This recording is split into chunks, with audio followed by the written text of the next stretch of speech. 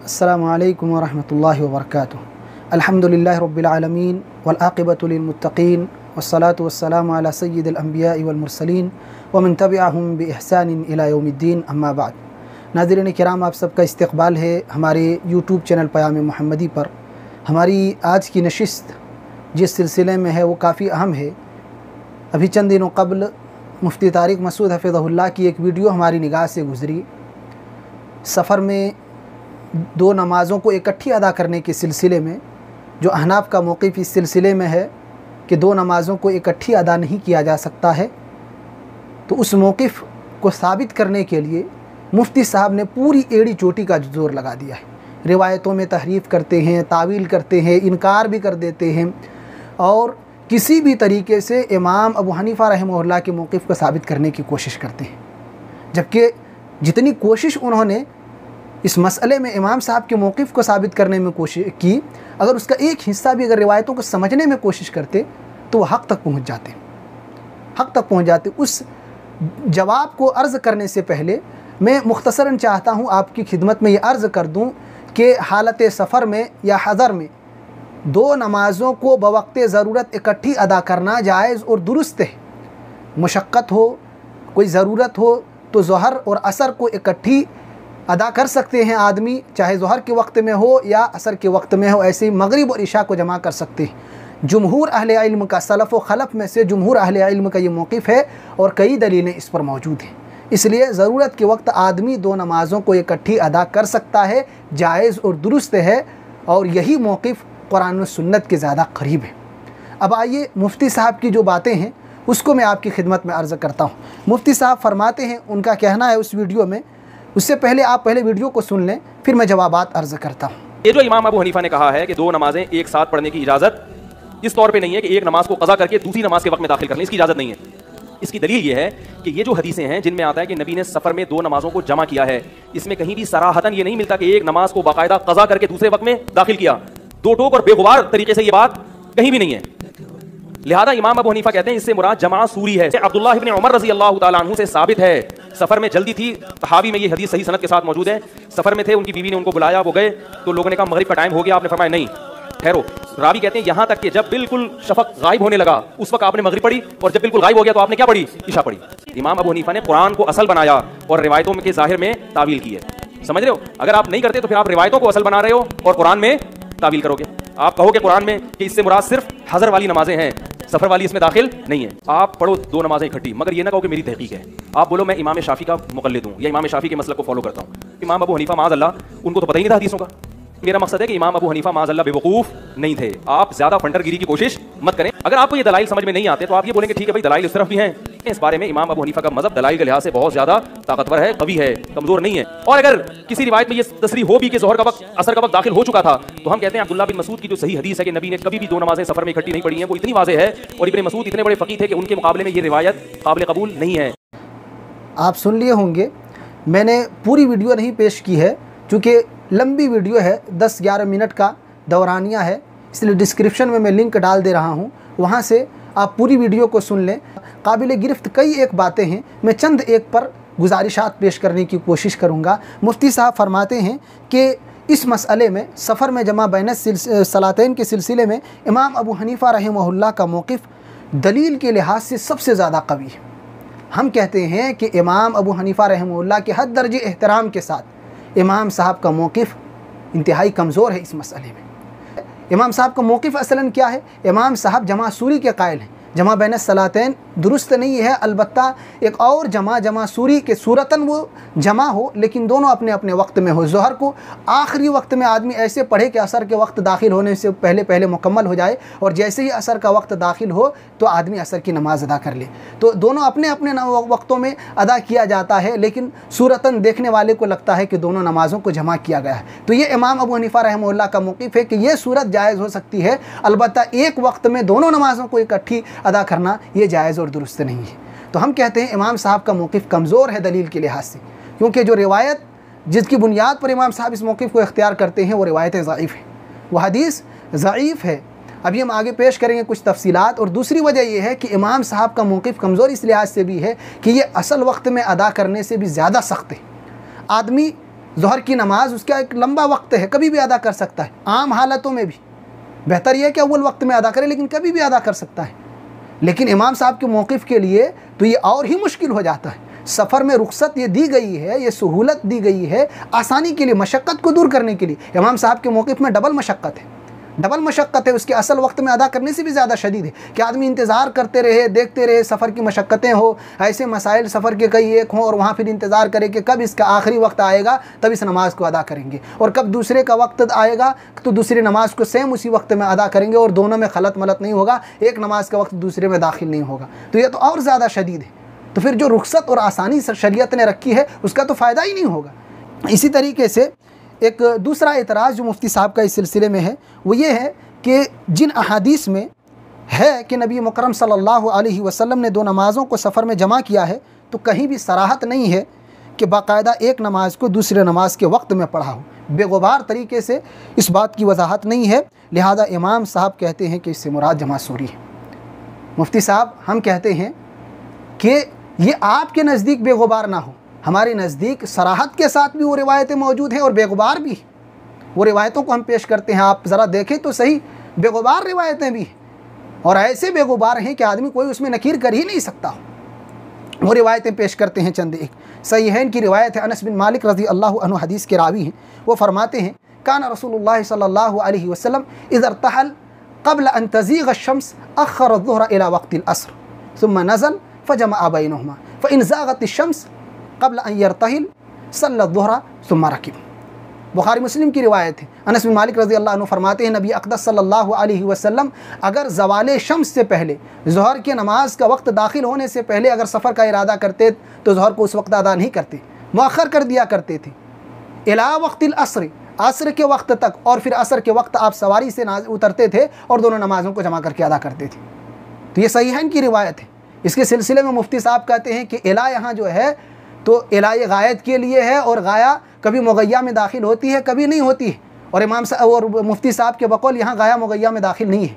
मुफ्ती साहब ये तलबा जो इब्तिदाई तलबा हैं अभी, वो भी इस चीज़ को जानते हैं। इस वजह से जानते हैं कि वुदू के मसले में ये बहस चलती रहती है। कहाँ? कुरान करीम की उस आयत करीमा के पास, फ़ग़सिलू वुजूहकुम व अयदियकुम इलल मराफ़िक़। तो इला अल मराफ़िक़ जो है, तो क्या एक कहूनी गुस्ल में शामिल है, वो गस्ल में शामिल है या नहीं है, तो इसमें बहस चलती रहती है। तो वहाँ जवाबन यही अर्ज़ किया जाता है कि जब गाया मुगैया के जिन्स से हो तो उसमें दाखिल होती है। ज़ोहर और असर दोनों की जिन्स एक है, मगरिब और इशा दोनों की जिन्स एक है। वो रात की नमाज़ें हैं, ये दिन की नमाज़ें। जिस तरीके से कहूनी का ये हिस्सा, ऊपर का हिस्सा और नीचे का हिस्सा, दोनों की जिन्स एक है। तो मुफ्ती साहब ये तलबा भी जानते हैं, इसलिए जानबूझ कर के आप लोगों को खिफा में ले जाने की कोशिश ना करें, लोगों को गलत फहमी में डालने की कोशिश नहीं करें कि गाया कभी मुगैया में दाखिल होती है, कभी नहीं दाखिल होती। इतनी बात तो दुरुस्त है, लेकिन इस मसले में दाखिल होती है। आप मुहद्दिसीन के फ़हम को ले लें, मुहद्दिसीन को फ़हम को ले लें, जिन्होंने इस रिवायत की बुनियाद पर इसको जमा बैन सलातैन में ज़िक्र किया है। ये पहली रिवायत है। चलिए, इसमें आपको अगर बेगुबार नज़र ना आता हो तो दूसरी रिवायत सही मुस्लिम की मौजूद है, जिसमें वो बेगुबार है, वो सराहत है बिल्कुल कि अल्लाह के नबी सल्लल्लाहु अलैहि वसल्लम ने असर के वक्त में नमाज अदा की। वो रिवायत क्या है? अनस बिन मालिक रज़ी अल्लाह अन्हु उसके भी रावी हैं। काना नबी सल्लल्लाहु अलैहि वसल्लम इज़ा अरादा अन यजमा बैन अस्सलातैन फ़ी सफ़र अख़्ख़र अज़-ज़ुहर हत्ता यदख़ुल अव्वल वक़्तिल असर सुम्मा नज़ल फ़जमअ बैनहुमा। कोई गुबार है इसमें? सही मुस्लिम की ये रिवायत है। गुबार इसलिए नहीं है कि एतराज़ की कोई गुंजाइश ही नहीं है कि आप किलो काल कहें कि रिवायत ज़ईफ़ है, फ़लाँ है, फ़लाँ है, फ़लाँ है, और सराहत ऐसी कि आदमी टाल मटोल ना कर सकता।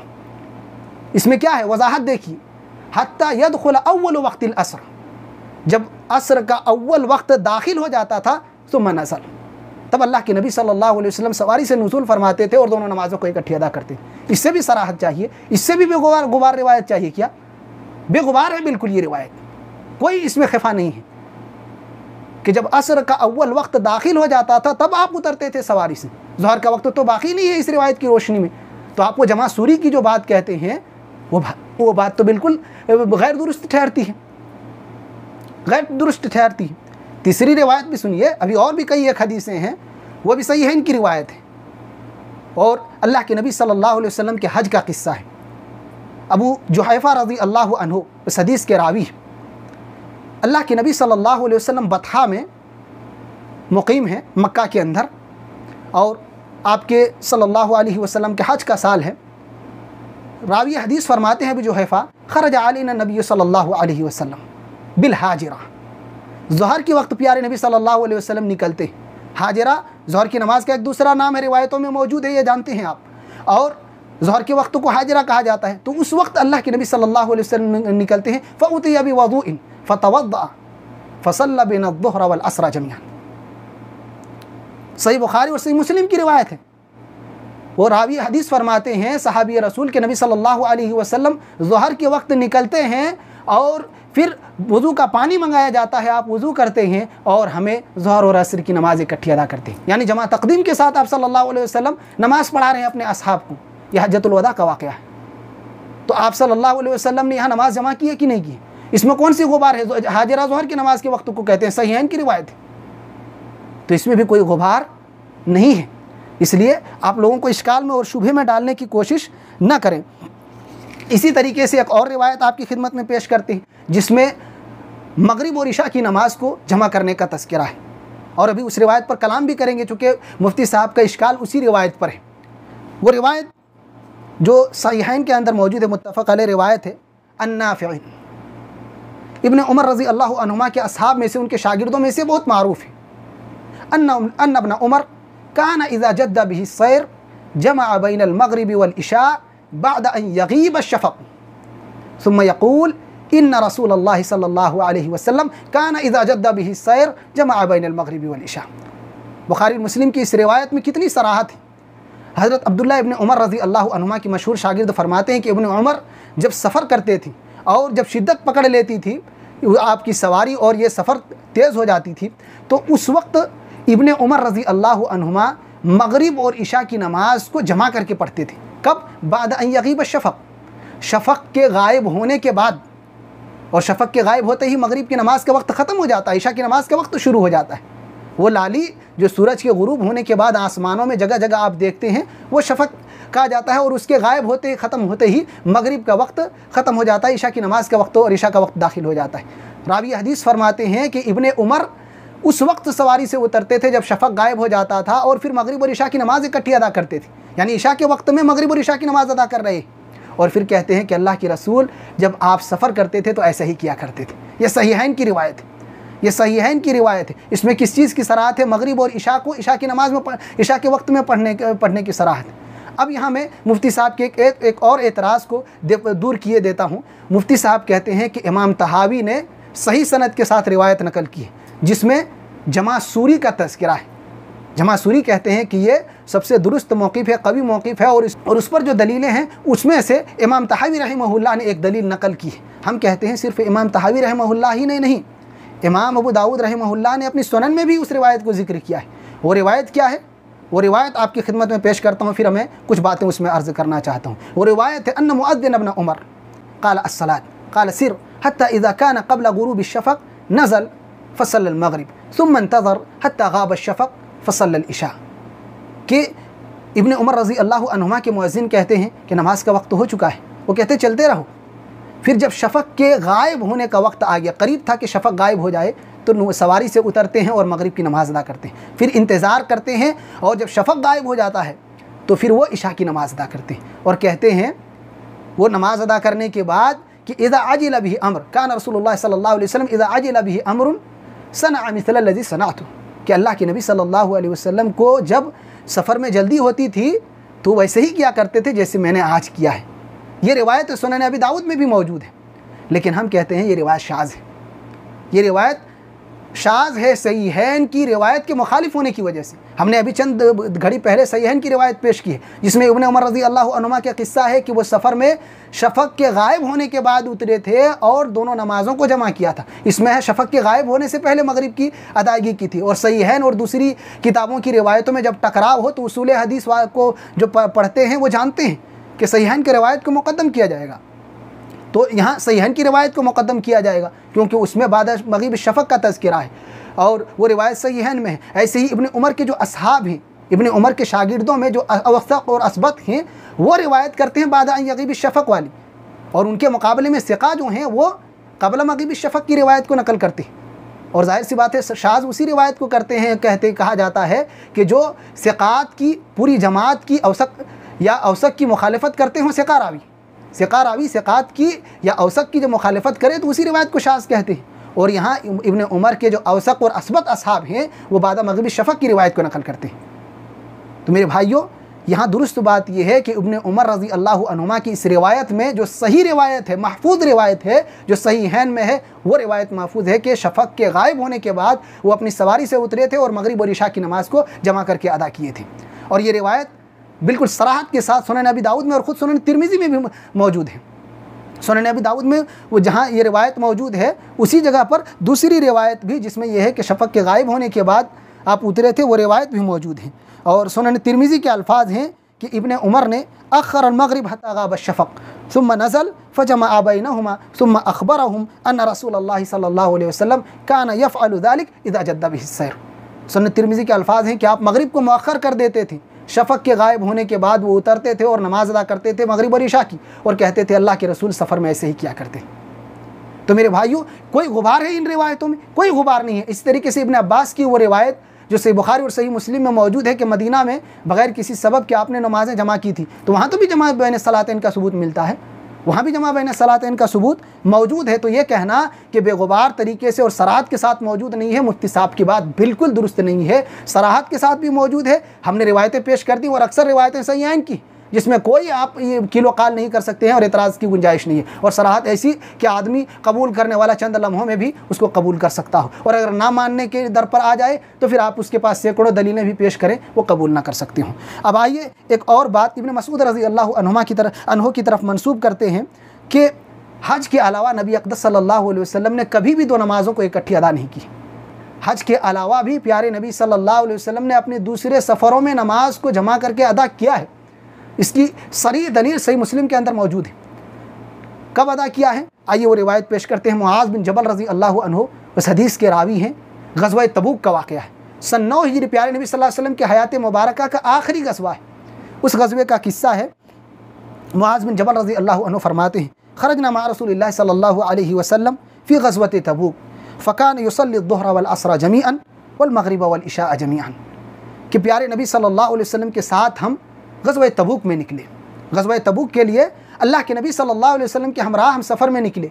आप सल्लल्लाहु अलैहि वसल्लम ज़ुहर और असर को और मग़रिब और इशा को जमा करके अदा किया करते थे। दूसरी रिवायत में सही मुस्लिम ही की रिवायत में और सरात फ़कान यजमउस सलात, सब नमाज़ों को आप जमा करके अदा किया करते थे उस सफ़र में।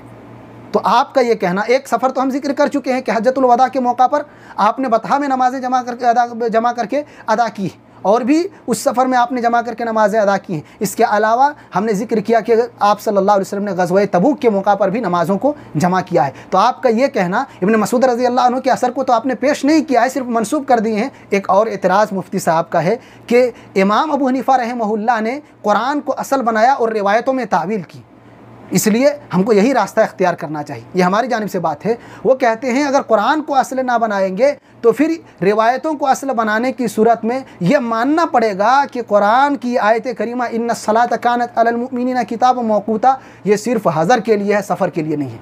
हम कहते हैं मुफ्ती साहब, इतनी बातें कहने की ज़रूरत क्या है?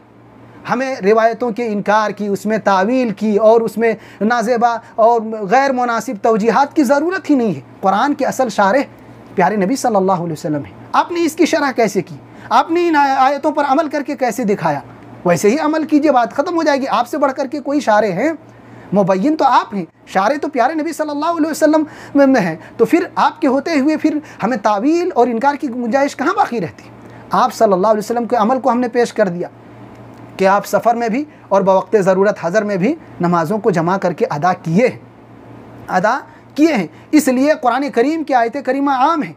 आम हालातों में कुरान के मफ़हूम बिल्कुल साफ़ है कि आदमी बग़ैर किसी मशक्क़त, बग़ैर किसी ज़रूरत को दो नमाज़ों को इकट्ठी अदा ना करे, क्योंकि अल्लाह ने हर नमाज को उसके वक्त पर फ़र्ज़ किया है। इसलिए नमाज को उसके वक्त पर अदा करना ज़रूरी है, लेकिन उसकी तख़सीस ये की जाएगी कि बवक़्ते ज़रूरत, बवक़्ते हाजत और मशक्क़त के लम्हों में आदमी दो नमाज़ों को इकट्ठी अदा कर सकता है। जायज़ और दुरुस्त है, क्योंकि प्यारे नबी सल्लल्लाहु अलैहि वसल्लम ने किया है। तो असल हुक्म वही है लेकिन ख़ास हुक्म ज़रूरत के वक्त ये है कि दो नमाज़ों को इकट्ठी करके अदा किया जा सकता है। वो आम है, ये ख़ास है, और फ़िक़ही कायदा आप जानते हैं, वल ख़ास मुक़द्दमुन अलल आम, ख़ास को आम पर मुक़द्दम किया जाएगा।